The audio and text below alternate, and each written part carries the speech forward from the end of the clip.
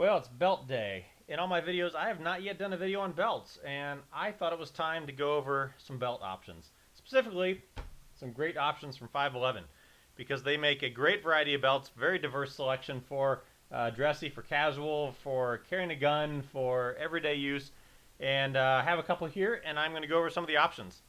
Now, when I first got into shooting, I didn't know that you needed a belt for anything specific. I thought you could just wear regular casual belt. And this is the belt that I was wearing. And it looks like a pretty sturdy belt to me. It's big, thick, leather. I mean, look how stiff that is. Look how stiff it looks. I went to my concealed carry class, and this is the belt that I wore. And for a while after I started carrying, this is the belt that I wore. And after I got into it, I realized this belt was actually getting a little bit warped because this belt is completely not stiff. I mean, this is as flimsy of a belt as could be. So I realized that if you're going to carry a gun, you need a belt a little bit more suited to carry a gun. You know, I'd seen cops wearing their duty belts, and I mean, yeah, okay, so you got a big duty belt if you're a cop, but as a regular citizen, I didn't think there was anything specific you would get. I just thought a belt is a belt. Little did I know. I was not very bright on the belt front back there. So before I get into the gun belts, let's start with the TDU belt. TDU belt is a great versatile everyday belt from 511. I got lucky and I got a bunch of these belts with my Tac-Lite Pros because they were running a special and they were giving these belts away for free when you bought a pair of Tac-Lites. So I must have got, I don't know, 5 or 6 of these belts. I finally started giving them away because there's only so many black and coyote belts that you can own of the exact same one. So now I'm down to one black, one coyote of this, and they're great belts. I wear them a lot to the hospital where I'm not allowed to carry a gun. They frown on that there for some reason. But I wear these with my Tac-Lites, and it works great. The basic construction of this belt, now this is a lightweight belt. So the buckle is plastic, kind of a plastic polymer, and one of the nice features about this belt is that it's airport friendly. Because this belt, the buckle is not metal and there's not metal anywhere else, you don't have to take it off at an airport. When I wear some of the other belts that have big metal buckles, depending on the airport, I don't know how sensitive the metal detector in that airport is going to be, and a lot of times I just end up taking the belt off just so I don't have to take it off after they detect it when I go through the metal detector. So with this one, there's no metal in it, and you can just leave it on the whole time, which is very nice. The construction otherwise, aside from the buckle, it is 1 3/4 inches, and it's basically nylon webbing, and the tensile strength is very stiff, or very tough. It's single ply, and because it's single ply, it's really not that stiff. So you could wear this with a gun, but it's not ideal because it is a little bit, I don't want to use the word floppy, but compared to what I'm going to show you in a little bit, it's a little bit, I'll use the word floppy just for the moment. It's a little bit not that stiff. So when you put a holster on here, it's not going to be ideal for that. The way this belt works is that basically you take it and you put one end through the plastic here. You kind of hold it tight and you loop it through the other end, and then you pull it tight and the belt is on. Fairly low profile and fits very well. Now when I wear this with my Tac-Lite Pros, it fits perfectly fine and I really enjoy it. One of the things, my really only complaint about this belt is that when I wear it with non-511 brand pants, heaven forbid, because there's no keeper, you know, the 511 pants, the Tac-Lites have a lot of belt loops, and they will keep the tail end of this belt tucked in. However, when you wear it with non-511 pants that sometimes don't have as many belt loops, this end can flop out, and it gets looking, yeah, I don't like the way that looks with my belt just kind of dangling out in the breeze. So around the same time that I started to have that issue was around the same time that I got into shooting. And I discovered that I needed a little bit stiffer belt, and that was where I discovered these two belts. And these are basically the same belt with different sizes. There's the 1 1/2 version, which is referred to as the trainer belt, and the 1 3/4 version, which is referred to as the operator belt. They are otherwise, other than the width of the belt, they are pretty much the exact same belt. So let's go over the construction of these. Now they start with this big, thick, heavy-duty, 6,000 pound rated actually, D-ring buckle. It's stainless steel and it's powder coated with black, nice black finish. And then it has the keeper here, or not the keeper, but this metal bar that helps hold it in place. Although the buckle is rated at 6,000 pounds, just a little note, your belt loops probably are not rated at 6,000 pounds. So the idea is that you could put a carabiner on here and you could, last ditch, you could rappel with this. And you could, but you just need to be careful with whatever pants you're wearing, because if the belt loops are not going to hold it, your belt loops might rip, and it might not go so well for you in the end. So just be careful. If you're going to get caught and you're going to have to, in the instance notice, rappel out of a window, make sure you're not wearing crappy pants. There you go. Note for the wise. So anyway, so there's this very big, thick D-ring buckle here. It's the same on both belts, just a little bit thicker, obviously, a little bit wider on the operator belt. And then back into the belt itself, it's actually the same, I believe, the same nylon webbing as it is in the TDU belt, as best I can tell. It looks slightly different, but I think it's very similar. But the difference in this is that it has stitching.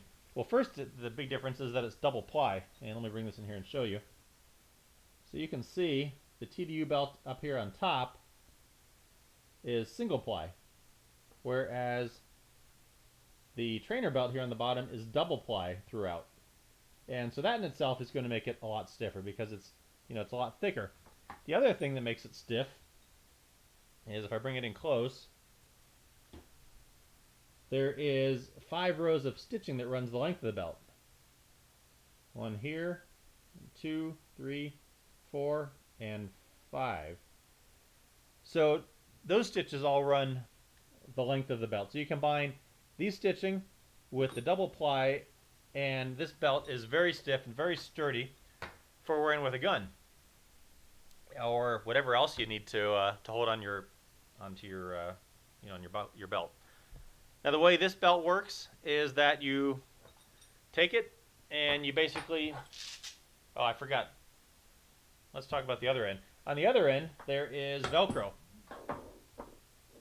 And there's a long piece of Velcro here, and basically you'll feed it through and you'll loop this back onto the Velcro here.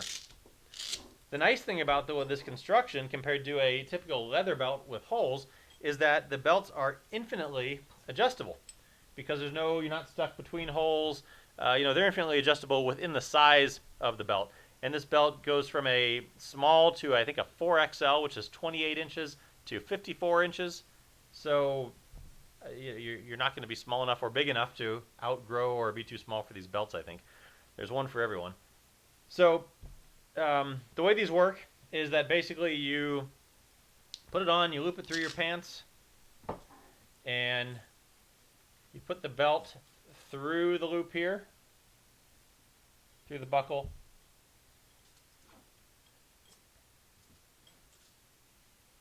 and then you feed it back through, and then you put the Velcro, and it's nice and stiff, and it comes out looking just like that. Now I've seen some people that will take it and they will not loop it through the buckle, through that metal bar, and they will just loop it around kind of like this.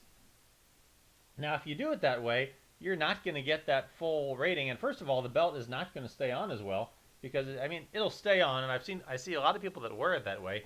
One, I don't think it looks that good for what that's worth.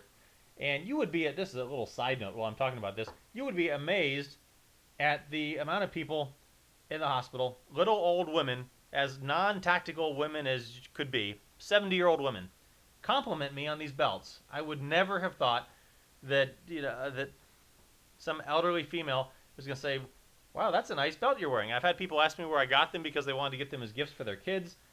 I'm amazed every time I get a comment like that.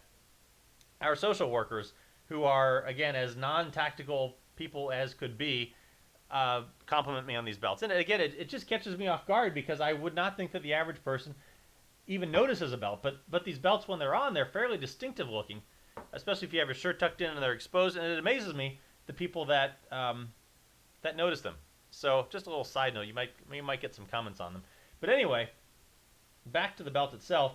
So if you don't wear the belt the proper way, you're not going to get that full rating of the buckle. You could wear it this way. I don't think it's as nice. You're not going to get the strength of the of the buckle and of wearing it and of it being tight and that sort of thing.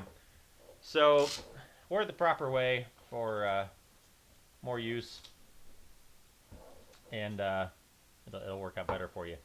You know, the wear on these is pretty minimal. I mean, they're such rock solid belts that it's hard to beat them up. One other side note that I didn't know when I first started belt shopping is that if you're going to carry a gun or some other paraphernalia on your belt, you need to make sure that the size of the stuff you're wearing matches the size of the belt. For instance, here is a magazine carrier. Now the belt clip on this magazine carrier is 1 3/4 size. So if you put that on this trainer belt, if I can get it on here, you put that on this trainer belt, there's going to be a lot of play in there.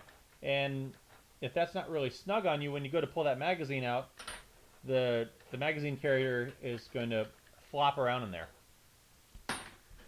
So that would fit just fine on the on the operator belt.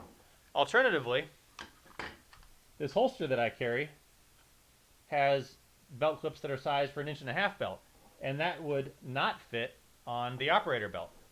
So definitely something to take into consideration. It's probably the more common size is the 1.5 inch. I think it's probably, my guess is that's a more popular size. That's what I see more people wearing.